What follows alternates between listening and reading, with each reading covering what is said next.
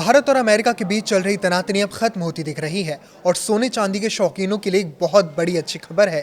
प्रधानमंत्री नरेंद्र मोदी और अमेरिकी राष्ट्रपति डोनाल्ड ट्रंप के बीच फोन पर हुई बातचीत, इसके बाद दोनों देशों के बीच ट्रेड डील पर मुहर लग गई।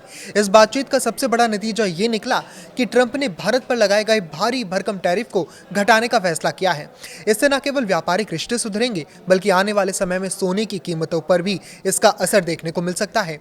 पूरी बात को आसान भाषा में समझे तो कुछ समय पहले जब भारत ने रूस से तेल खरीदना जारी रखा था, तब ट्रंप प्रशासन ने नाराजगी जताते हुए भारतीय सामान पर टैरिफ बढ़ाकर 50% तक कर दिया था।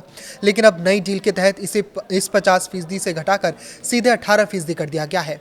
ये राहत खासकर जेम्स एंड ज्वेलरी सेक्टर के लिए किसी वरदान से कम नहीं है, क्योंकि अमेरिका भारतीय गहनों का सबसे बड़ा खरीदार है।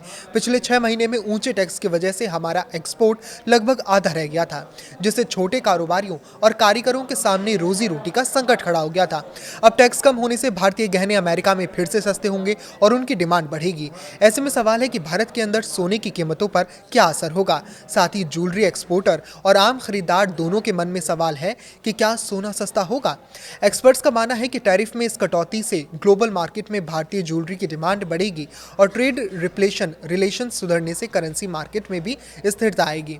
अगर एक्सपोर्ट का पहिया तेजी से घूमा और डॉलर के मुकाबले रुपया संभलता है तो घरेलू बाजार में सोने की कीमतों में गिरावट देखने को मिल सकती है। पिछले कुछ समय से सोने के आसमान छूते भाव की वजह से जिन लोगों ने खरीदारी रोक दी थी, उनके लिए बाजार लौटने का ये सही मौका है।